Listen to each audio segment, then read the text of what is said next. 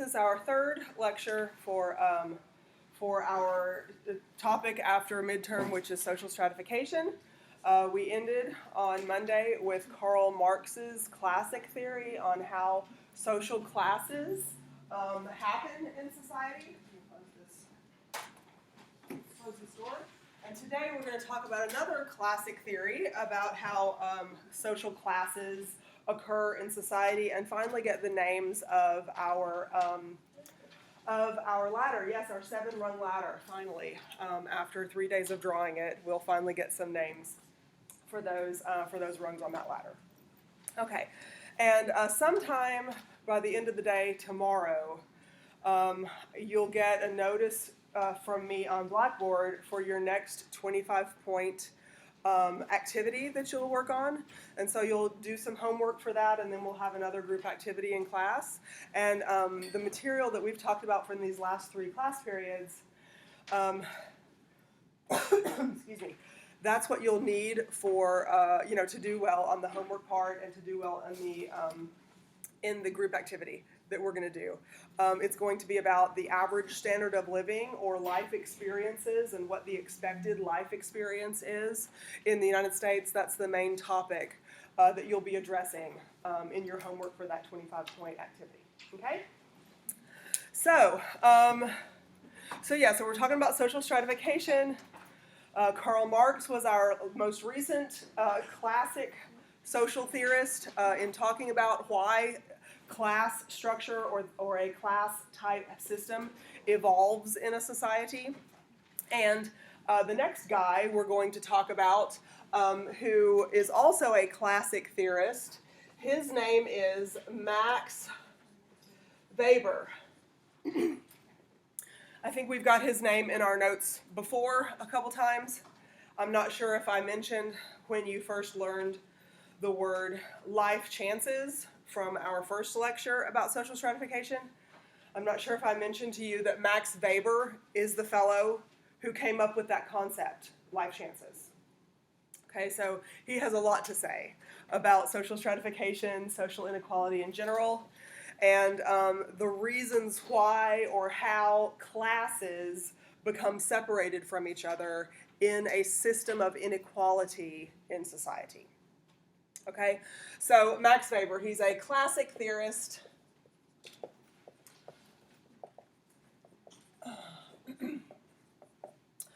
Who studied like the origins of a class system, among other things.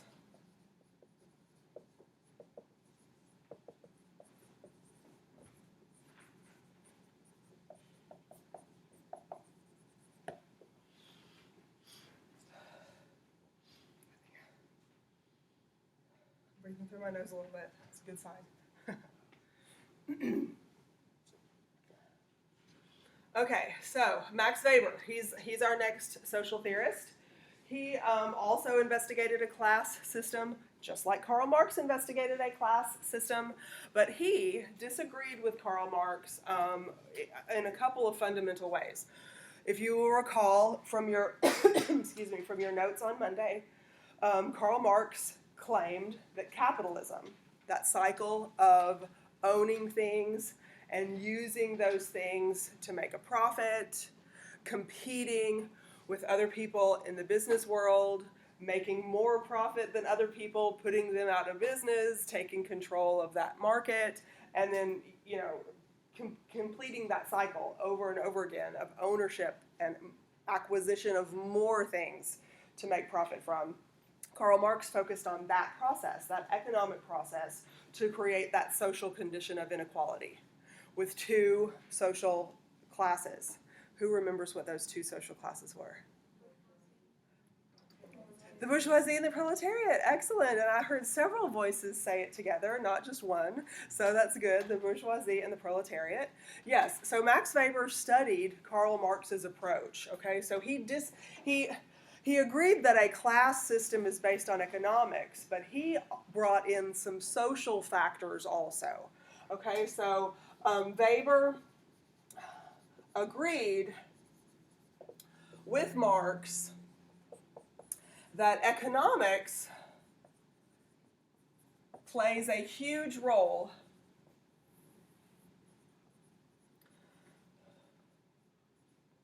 in inequality. He agreed, but he disagreed that that was the only thing. He said that there were some other factors that came into play also. Okay, so he agreed that economics was just one. So he thought that there were three factors that play into social classes in a capitalist system.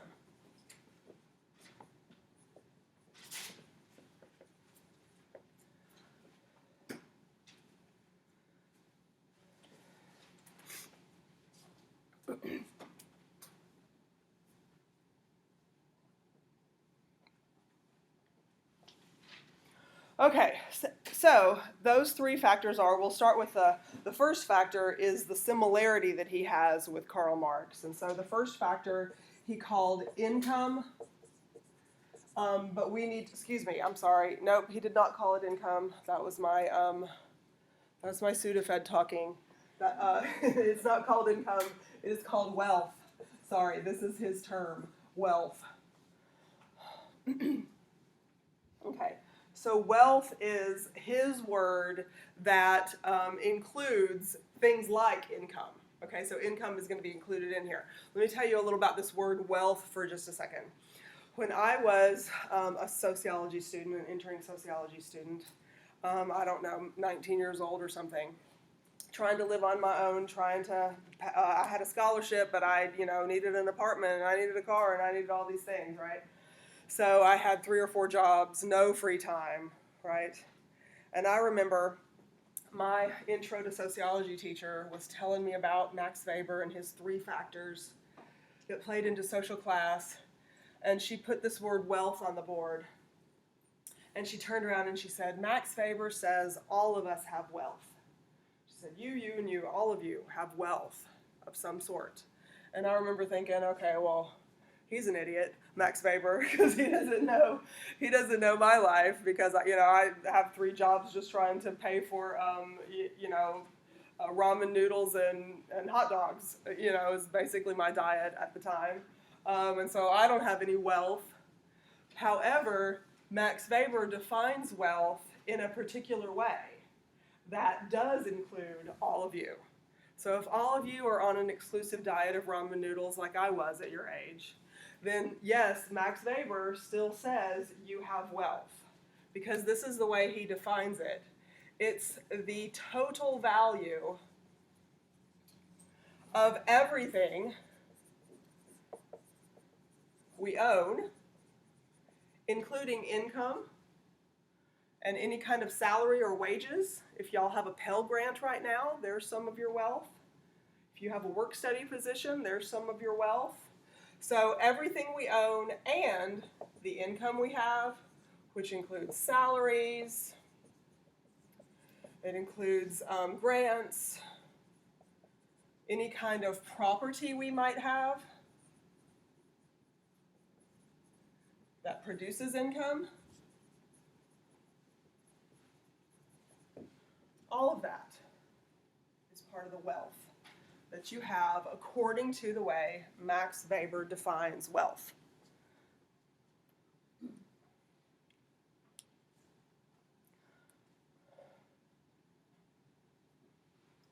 So, if you own anything, if you own the textbook that you're looking at and following along with some of you, or if you own the pens and pencils, if you own the shirt on your back, it has a value, according to what Max Weber said, is included in wealth. And so the sum total of all of those values that you own, whatever tips you get from your waitress job, whatever grant you might have gotten, or a scholarship, or even the student loan that you might have that turns into debt later, you'll own that debt, and that debt will contribute to your degree of wealth.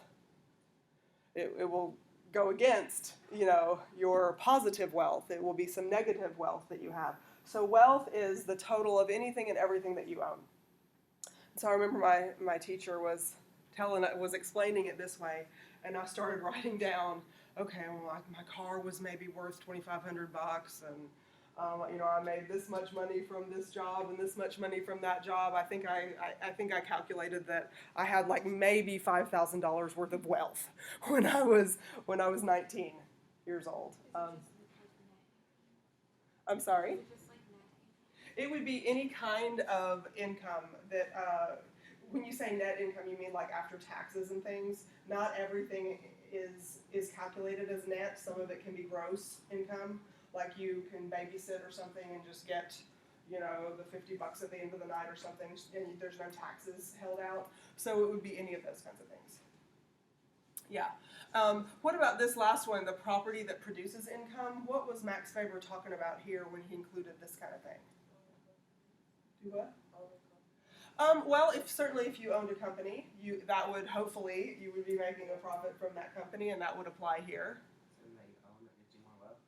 Something that you own that you can use to get more income or to get more wealth. Like I think my example on Monday was owning a lawnmower and being able to mow people's yards for a fee. So even owning that lawnmower, do I have to use it to mow other people's yards for a fee? No. But I have the potential to use it to mow other people's yards for a fee. So anything that we own, that lawnmower by itself has a value and could contribute to my total wealth. But if I actually use, in a capitalist system, if I actually use that property to gain more income or gain more wealth, then that makes the lawnmower itself more valuable. Yes, ma'am? Is it like having rental property? It could be having a rental house. It could be any of those kinds of things, yes. Your time is your property, for instance. The degree that you're getting right now is called intellectual property. Are you getting it so that you will have that intellectual property and make more income later on in life? Right? So the education that you have can be something that you own that contributes to your wealth. Okay? And this is just one of the things, one of the three factors that Max Faber said contributes to the different classes in a class system. Okay? Karl Marx stopped here, really. He said, sure, there's different levels of education that proletariat members have, and if you have a higher education, I have to pay you more wages for your labor. But, Karl Marx would put, the astronaut and the maid at the Motel 6 in the same proletariat category because they're both just selling their labor. That was the definition of proletariat. For Max Faber, he said, well, wealth is part of it. Wealth in a capitalist system is definitely part of it, but he didn't want to stop here like Karl Marx did. He said there's more to it than this. Wealth was one. The second factor that he talked about is called power. Okay? Now, just like the word wealth, he has a specific way that he defines power. Okay? Power is the ability to influence society so it works for you, or so it benefits you.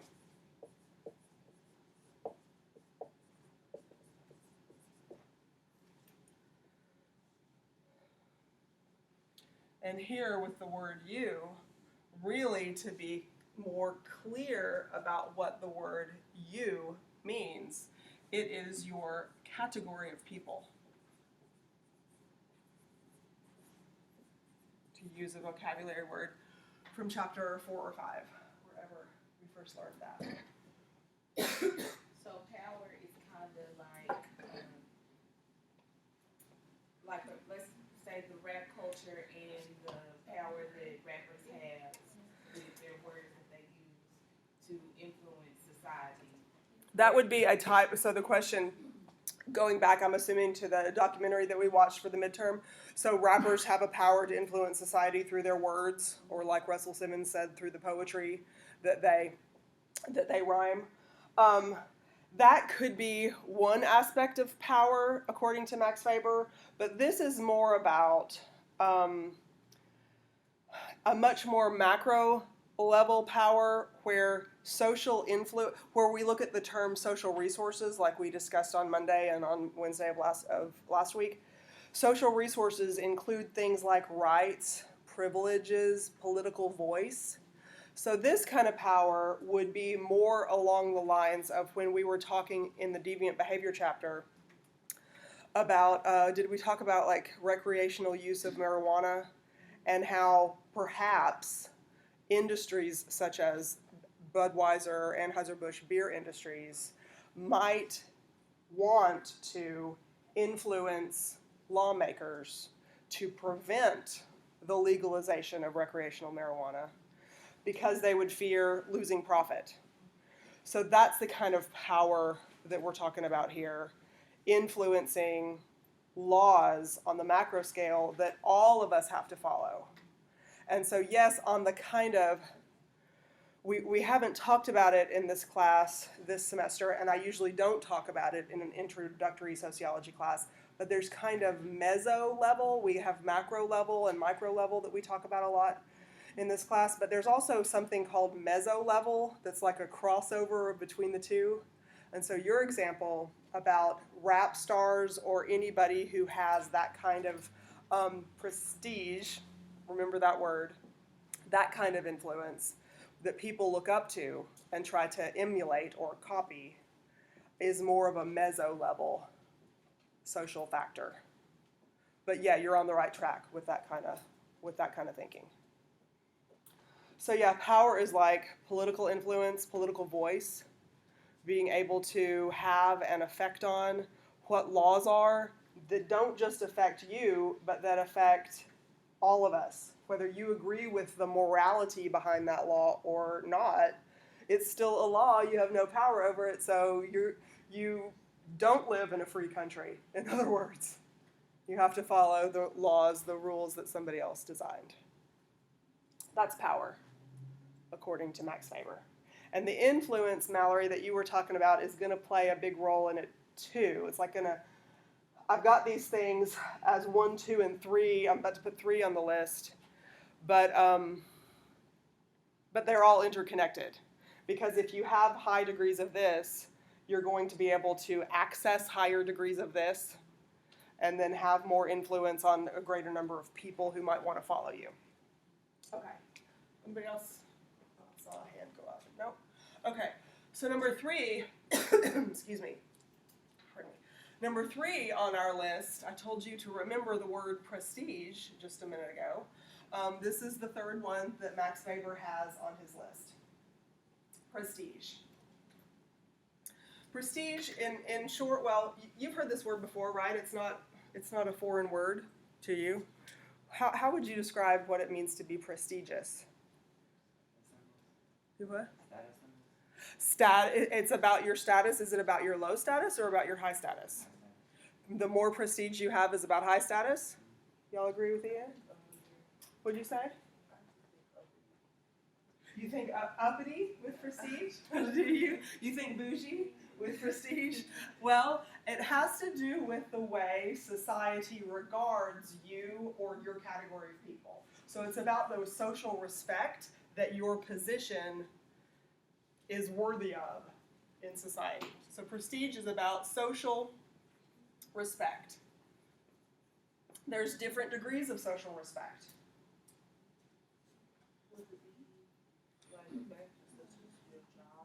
Absolutely. I'm glad that you thought of that because that's the example that I was going to use. So we're on the same wavelength with that. So if your prestige is your amount of social respect, then think about it this way. I've got a neighbor who is a plumber and a neighbor who is a lawyer.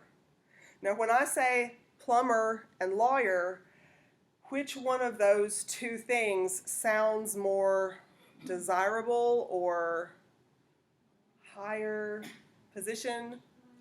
The lawyer. That's when you answer that with the lawyer, which I heard several of you all over the classroom say lawyer and choose that over plumber, your answer is based on mostly this.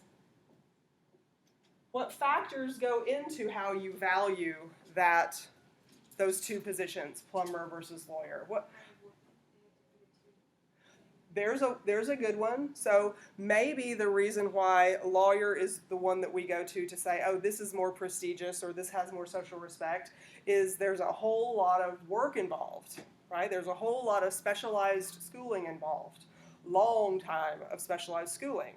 And for plumber, not the same amount at all, right? I mean, it does take a long time to, learn on the job and to get different skills, but it's a very different kind of training process than the lawyer. Make sense? Believe it or not, you have a bunch of lawyers that are struggling. Oh, absolutely. That's another reason why I chose lawyer. So Mallory said, believe it or not, you have a lot of lawyers who are struggling. You're absolutely right. There are tons of lawyers out there who are working at Starbucks, right? However, we still hear the word lawyer compared to Starbucks worker or plumber or any of the other examples that you can think of. And we still think, oh, there's more prestige associated with a lawyer, right? Even though you're right, in reality, there's a ton of lawyers out there who are unemployed, or at least they're not able to find employment in their chosen profession. And let me just tell you, please note that I said these two people live in the same neighborhood, right? Do what? I was about to bring salary. To bring salary into the issue of plumber versus lawyer? Yeah, about if they make more money, then obviously you would probably get more respect, but they would be in the same neighborhood. I don't know. Yeah, so that's why I bring up, you're right, if they're living in the same neighborhood, then that would make you maybe rethink the assumption that lawyer is making more money than plumber. Because a neighborhood is a neighborhood and has a certain kind of property value in that neighborhood, right? And so again, I've chosen these specific examples, lawyer and plumber, because we might assume a plumber has, because of maybe the lower education level, we might assume, and the low prestige associated with that occupation, we might assume that the income level is low also. But we would be wrong. And that's one of the things that Max Weber focused on. And one of the critiques he had over Karl Marx is he said it's not just about wealth. And I mentioned at the beginning of this that Karl Marx would put the astronaut, who does not own the space shuttle, right? He just operates the space shuttle and gets a paycheck for doing that. Karl Marx would put the astronaut and the custodian at the Motel 6, who doesn't own the mop and the broom and the toilet cleaning stuff either, just uses it and gets a paycheck. He would put both of those people in which class? The proletariat. Because we look at the way he defined the bourgeoisie, they are the ones who own the space shuttle. They're the ones who own the Motel 6. And the proletariat is selling their labor to those business owners. So that's the way Karl Marx defined, and that's a big problem that some people have when they look at Karl Marx's analysis and his critique of a class system from really early on. That's one of the problems that they have. Well, how can you put a brain surgeon and a CNA in the same social class? Because if you look at income and income only, it's off the charts different, right? But if you look at the way he defined who the proletariat are, they go in the same class, right? So Max Weber had a problem with that. He said, yes, wealth has a lot to do with it. But if the plumber and the lawyer are living in the same neighborhood, then maybe their income, at least their ability to pay back their mortgage loan that the bank gave to them, must be roughly the same. So is there more to organizing people into this social ladder metaphor that we have? Is there more than just two rungs on that ladder? Are there more than just two rungs on that ladder? The bourgeoisie and the proletariat? Max Weber said yes.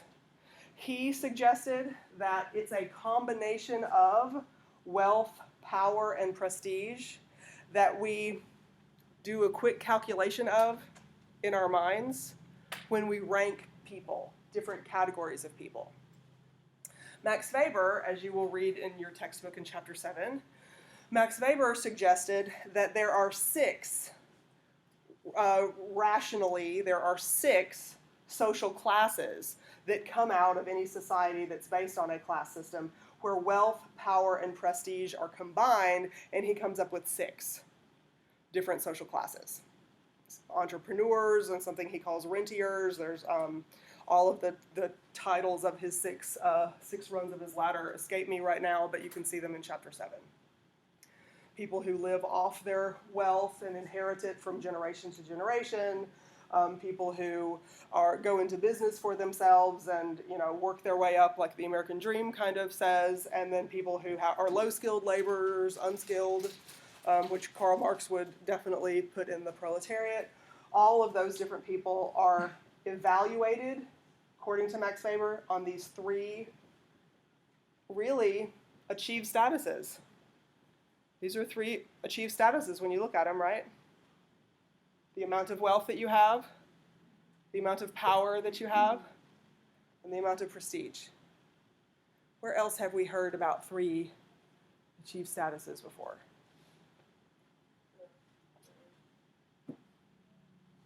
What is our ladder, our 7-rung ladder based on? It's socioeconomic statuses, you're right. So our 7-rung ladder for the U.S. is made up of socioeconomic statuses, and the definition of socioeconomic status includes, I heard several people say it, income, which corresponds to this one, occupation, which corresponds to the prestige thing, and education, which corresponds to power.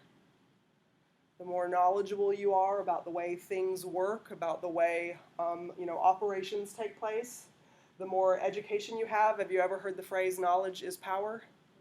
Comes from this dude.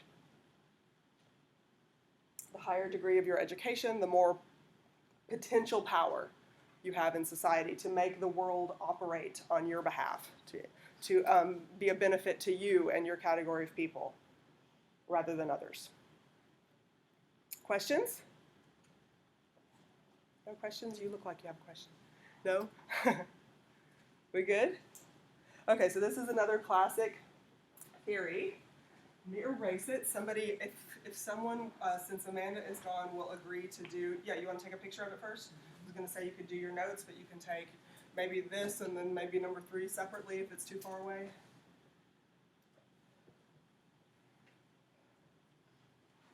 Thank you, sir. Okay. So, now, after a long wait to find out what the names are of those 7 rungs of our social ladder, we're going to talk about them today. So, find the place in your notes where you drew that social ladder, or draw it again, and we'll label it and talk about it. I'm going to make it wide so I have more. 1, 2, 3. There we go. Okay. Excuse me.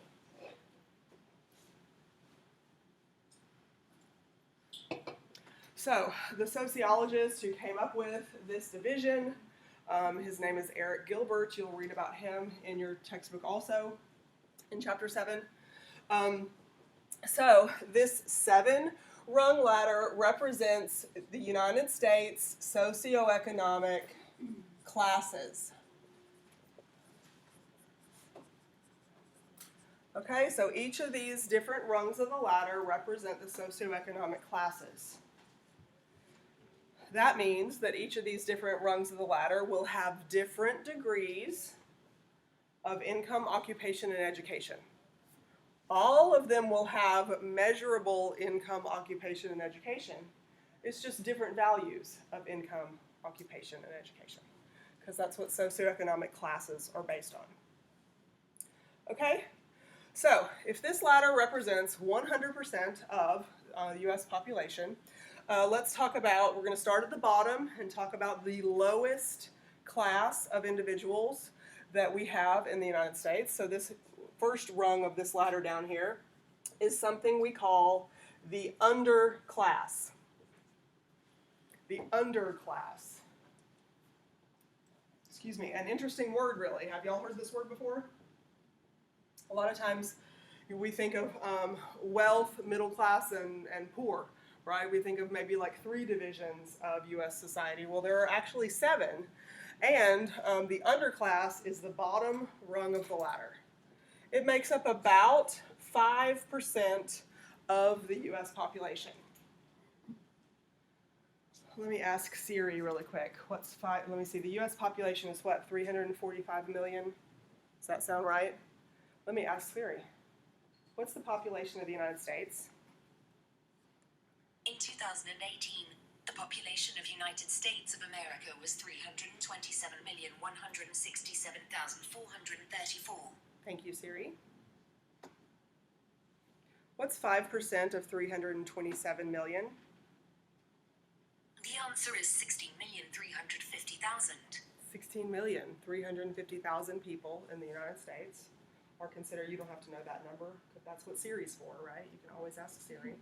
But 5% is in the millions of people, 16 million people in the United States are the underclass. And these folks are considered the underclass because of a certain combination of 3 achieved statuses, income, occupation, and education. The underclass income is based on, okay, so let me put income from seasonal work. We'll talk about what that is. Seasonal work or government assistance.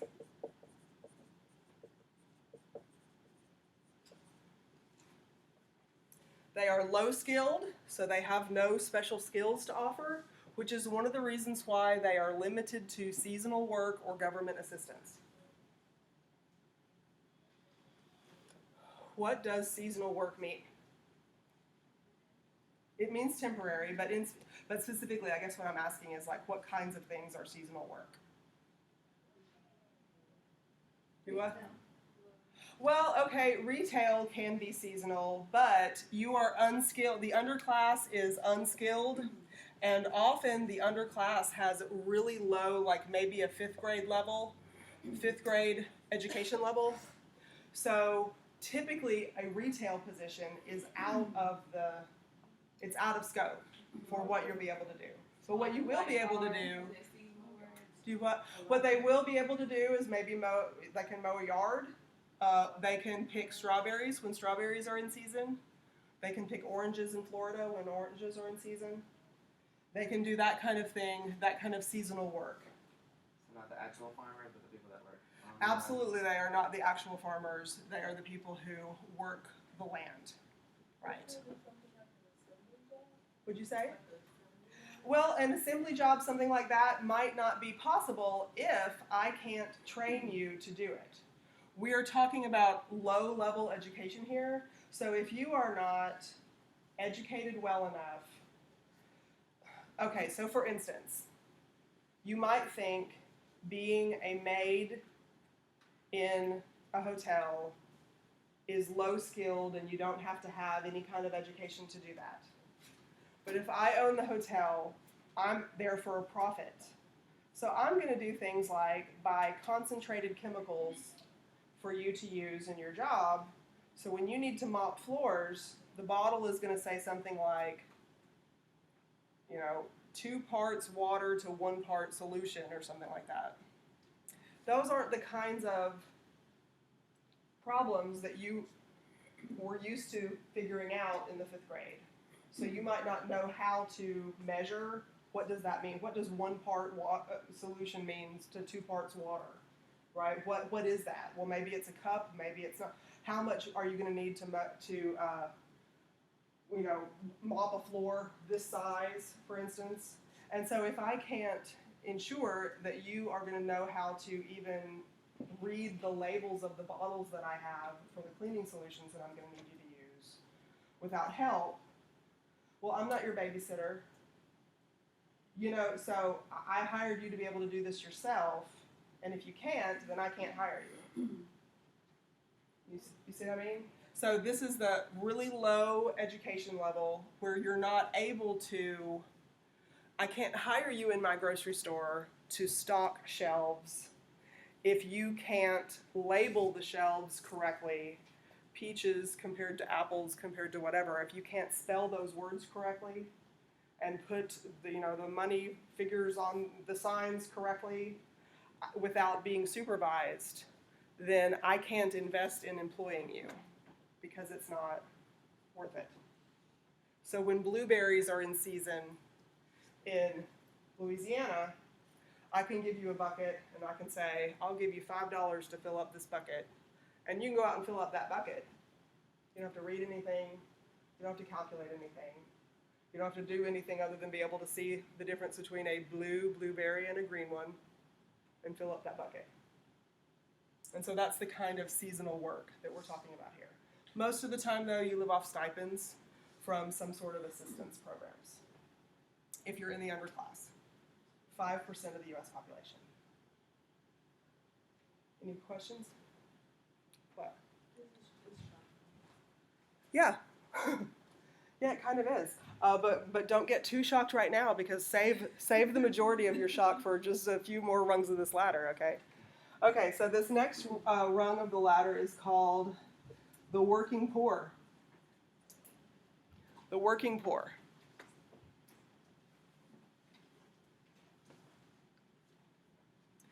The working poor makes up 20% of the U.S. population. 20%, about 64 million people that would be.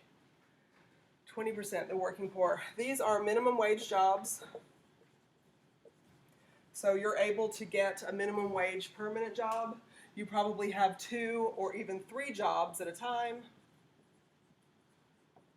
because you are unskilled. You don't have any kind of special skill.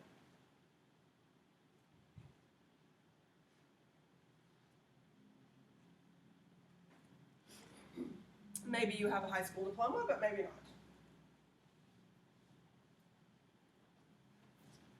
So we're already at 1/4 of the U.S. population, and we've got 5 more rungs of the ladder to go. 1/4 of the U.S. population. So maybe you are, a car hop at Sonic and you're stocking shelves at Walmart at, 2 different jobs at minimum wage, taking tips. And these are insecure jobs because if the economy goes south, not as many people are going to stop into Sonic to eat, and therefore your car hop position might not be available to you. Because if Sonic's not doing as much business, I don't have to hire as many car hops, right? Okay. So that's working poor, 20%. Now, this third rung of the ladder is something maybe you've heard this term before, the working class. The working class. As a matter of fact, Karl Marx used that term working class when he referred to the proletariat. There are 30% of the population of the U.S. in the working class. What's 30% of 327 million? The answer is 98,100,000. 98,100,000 people in the working class. Working class, these are skilled laborers. Skilled laborers, factory laborers, food industry, sales, these kinds of things. You have a high school diploma for sure, and maybe some kind of technical work or on-the-job training, or maybe even a bachelor's degree in something like construction management or something. This is working class. These working class jobs are tied to the economy. So they are insecure because, just like with working poor, they are tied to the economy. How well the economy is doing. If you work in the Ford factory in Michigan, if you make back seats for some Ford car, and that's what you do on the assembly line in the factory, but overall, on a macro scale, there is a recession in the United States, and people aren't buying as many cars as they used to. They're driving their older cars longer to save money because overall the economy is down. Your job is in jeopardy. It might have been a good paying job. It might have been something like $30 an hour. You might have had benefits like sick leave and annual vacation, healthcare benefits. You might have had all of these things with your $30 an hour factory job. But if people in general stop buying cars, your job is in jeopardy. And you might get laid off with the promise that if people start buying cars again, we'll hire you. But does that help you pay your bills while you're laid off? That promise to hire you again.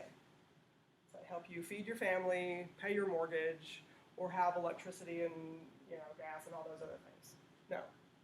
So working class has jobs that when the economy is healthy, you don't have a bad life at all. $30 an hour is great. As a matter of fact, it's more than what I make in this job. But if the economy turns sour, you're out of luck. If this is your only skill that you have, okay, you're going to have to, apply to be a manager at McDonald's or something for maybe $12 an hour instead of that $30 an hour job that you had before. Okay, what's 30 plus 20?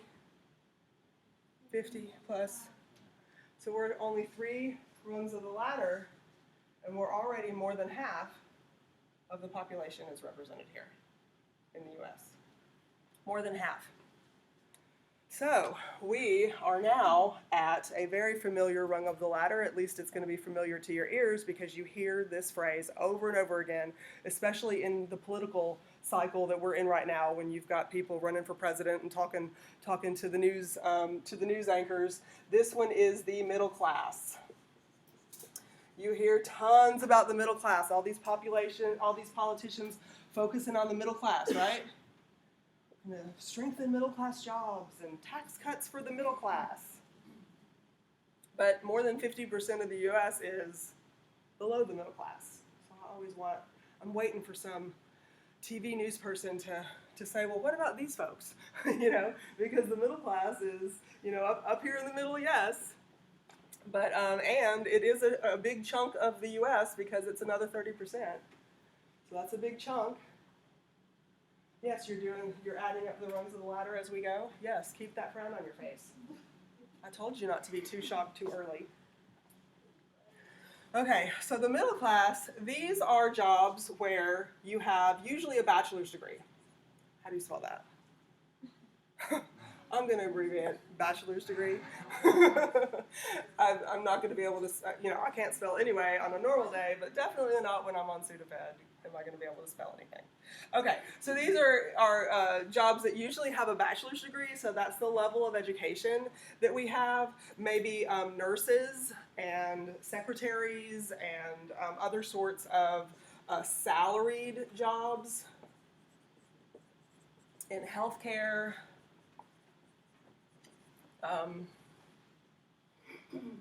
Managerial kind of work are these kinds of middle class jobs.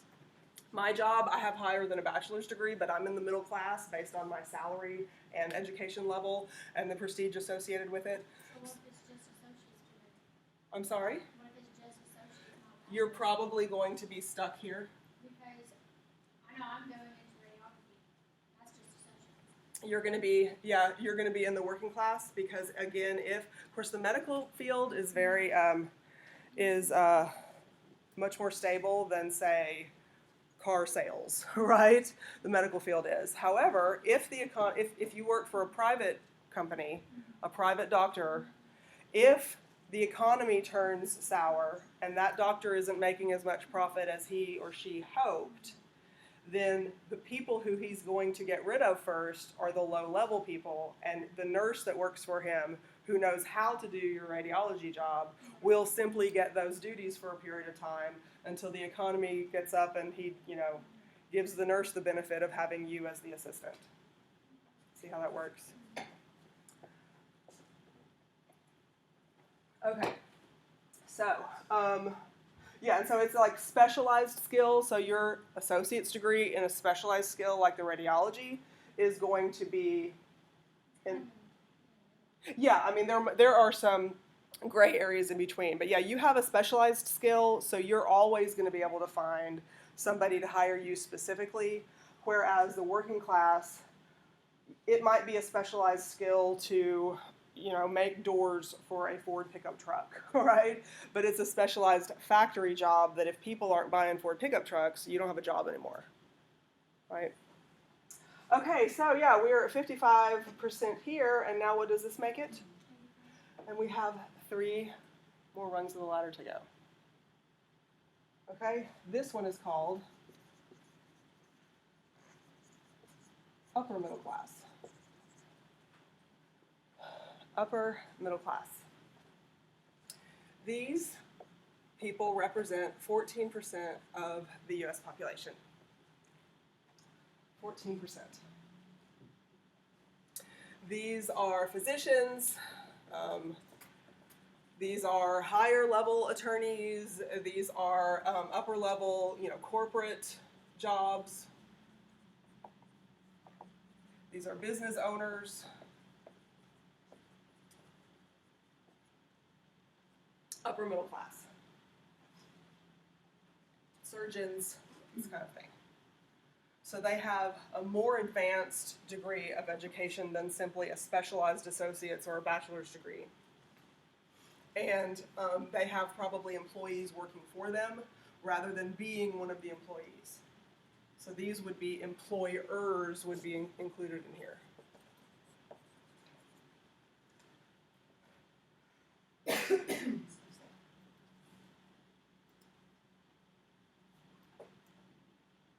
What are we up to now, percentage-wise?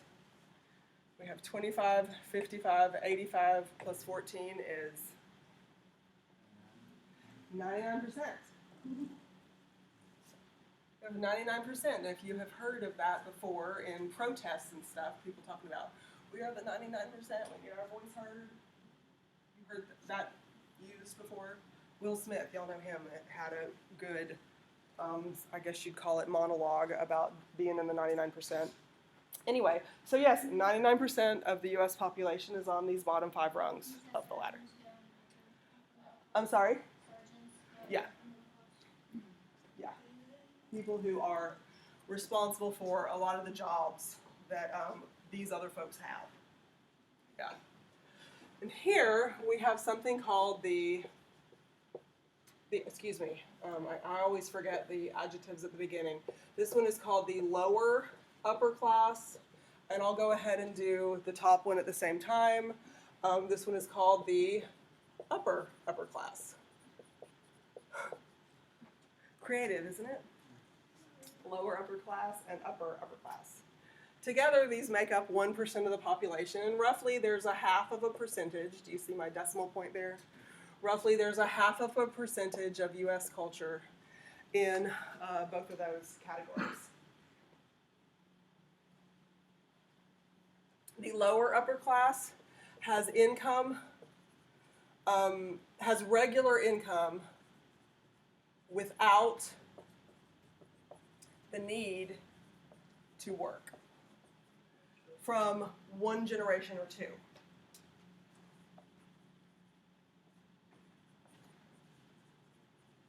From 1 or 2 generations back. So, for instance, your favorite family and mine, the Kardashians, are it's a joke, are in the lower upper class because they have so much income now that if they stopped doing what they are doing now, then they could, the generations after them could simply live on the income that they generated, live on the, the proceeds of that income for generations to come. They grew up, that family grew up here. Their dad was an upper level, really high powered attorney. They grew up here. They're here now.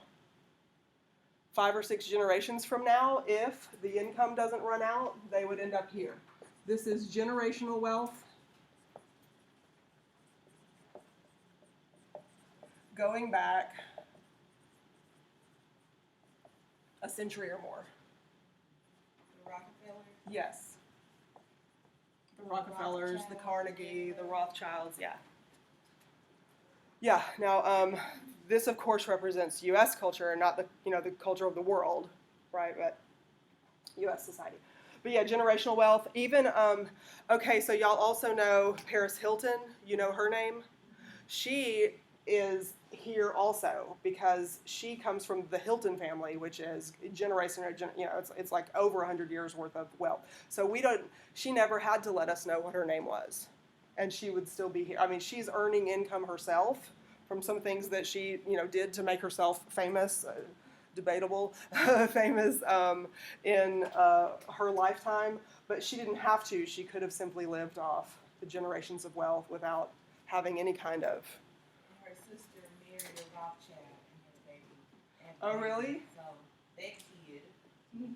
Yeah, and isn't that interesting how these folks are probably really not going to encounter these folks too much. So when marriages happen, it's usually other people who are in this area where they're going to marry, and it's not, like the movie Pretty Woman. It's not going to happen, right? It's not going to happen. You would? It's almost like it's arranged marriages because if you're only hanging out with these folks, who are you shopping amongst, right? For the arrangement. Correct. Any questions or comments?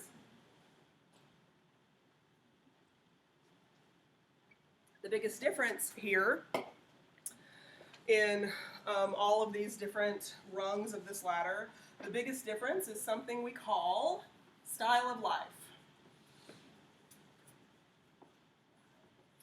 Or you might know the compound word lifestyle, right? So when you think about life chances for subsistence, the higher you get on the ladder, these folks don't even really think about subsistence on a regular basis. There's no need. There is so much around them that satisfies their subsistence life chances that they put no brain time or energy into focusing on it the higher you are up on the ladder. The lower you are on the ladder, you have times where the refrigerator is empty, if you even have a refrigerator, or if you have electricity to operate the refrigerator that you have. So you have food insecurity is what we call it. You have hunger. You have the potential of contracting health problems based on the kind of diet you have access to. So for instance, anybody, to talk about a little bit of like the medical connection that sociology has to, or the social stratification has to society, the higher you are up on this ladder, the easier it would be for you to overcome something like type 2 diabetes just by altering your diet. Down here, if you have type 2 diabetes, it's usually because the only food that you have access to is the stuff that's given you diabetes to begin with, because it's the cheaper stuff. It's a little bit more complicated than that, but there's a connection between, for all you folks who are getting degrees in the medical field, there's a distinctive connection between style of life, lifestyle, the expected or the average standard of living that people have with the health problems that are so common in society today, like heart disease or diabetes or overweight or any of these kinds of issues. Questions? What about life chances for advancement? Who's got those and who doesn't on this ladder? Life chances for advancement or comfort.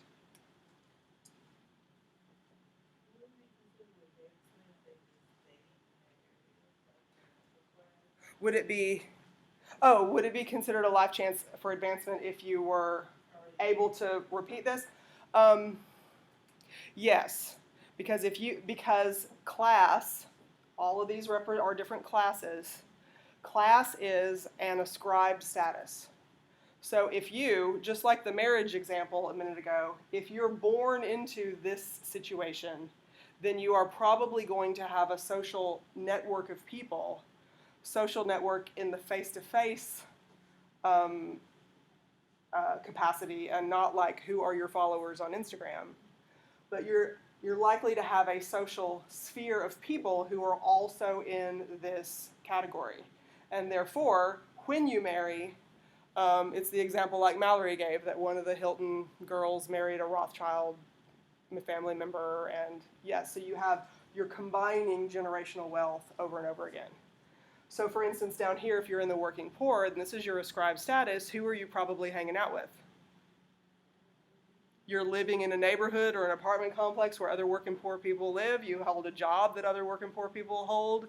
You have hobbies and political philosophies and other things like that are important to other working poor people. And so probably your entire social sphere is made up of other working poor people. So who's your best friend gonna be? Who's your spouse gonna end up being? Probably somebody else who's here. So where do we put strippers? I know this. I'm just saying because they make a lot of money. So where do we put them? Is it a specialized skill? I think here, yeah, We'll put them at working class. I would put strippers right here. But they make more money than middle class sometimes. Sometimes, but good point. Okay, so yes, some strippers make more money than the middle class sometimes, but is this only about money? What's socioeconomic class about? Socioeconomic class is about three things, not just income, but occupation and education.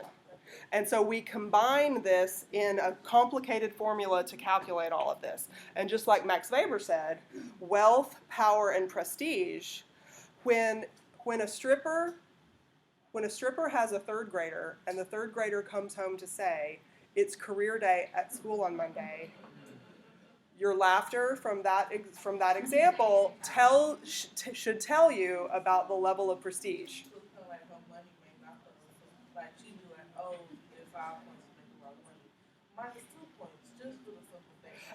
Yeah, I mean, the equation is not quite that simple, like, oh, you have -1 for this and -2 for that. But yeah, the prestige associated with the occupation matters, right? The prestige associated with the occupation matters. So we can't just say, well, a stripper makes this much money, we should put a stripper here. This isn't just about money. Because sure, there might be a great deal of money coming into that household, but the education level that's required is nothing. And the prestige associated with it is also only specific to a certain niche of people in society, right? And not society as a whole. Yes, sir, you had a question? What about people that get office positions in the government? Do what? Government people that get offices? Yeah, I don't even know anything about the salaries there, but usually a government official has a pretty power and prestige are pretty high. So the occupation and the education level that are required are pretty high. I don't really know anything about the salary specifically to a senator, but you sure do get hired often for a speaking tour, and you can get $25,000 a night, to speak or something like this as like a side job or something if you have a high level government position. Ruth Bader Ginsburg was in Central Arkansas recently. Did y'all go? Anybody go? No? Did you go? Yeah. I don't know how much she got for that appearance, but she's, Supreme Court justice. And so she came to Central Arkansas. She didn't do this as a charity a charitable act. She does this all over the country for a fee. I don't know what her fee was, but I'm sure it had lots of zeros at the end, or she wouldn't have come to Central Arkansas. Yeah, so yeah, it's very complicated, and y'all have some good ideas from the stripper to the Supreme Court justice, right?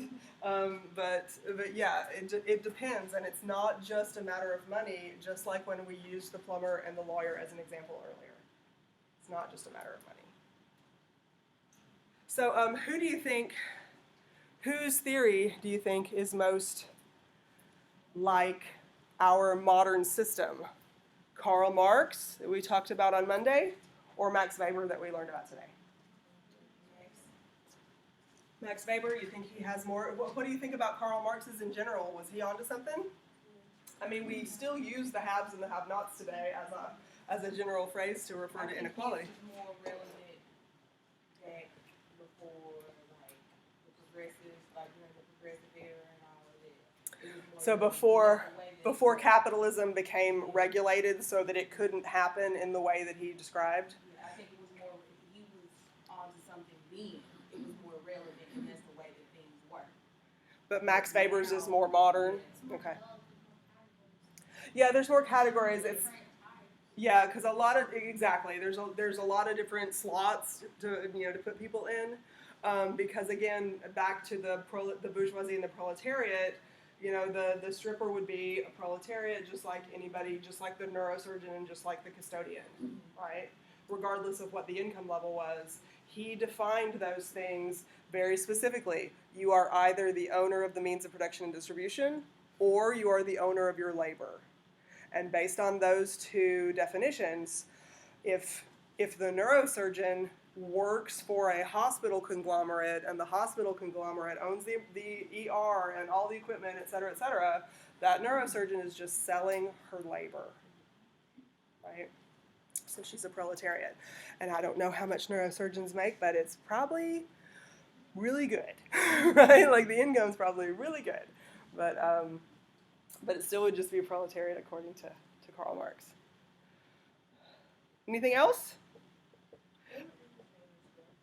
Oh, good. Entertainers are usually right in here, the famous entertainers, because usually somebody like LeBron James or somebody like Stephen Colbert or somebody like this who are famous just for their first generation and have come into that money. So this is just like the first generation of fabulous wealth and prestige, right? So yeah, entertainers would go here, and obviously sports stars and celebrities of that nature would go here. Okay, so that's it for today. I actually did better than I thought I was going to do, so no applause, but but anyway, I went through a little better than I thought. So please look for just a second, y'all, before you start making noise folding up. I intended to have your 25-point activity already on Blackboard for you and to tell you that it was there and to go look for it as soon as class was over. I have been feeling like this for a little more than 24 hours now, so I did not get that work finished last night. I don't even know if the work I did do on it is coherent, actually. I have to look back at it. But I will post that for you probably before the end of the day tomorrow. I'm off about 24 hours delay right now because of my sinus stuff going on. So please look for that notice from me, because my intention is for you to bring some of that into class with you on Tuesday of next week for us to discuss it. Is that on Monday of next week? Thank you. Yeah. Y'all won't come and meet me on Tuesday, will you? Yeah, Monday next week. So yeah, please look for that. Okay. Is there anybody else that has more rounds? Other countries?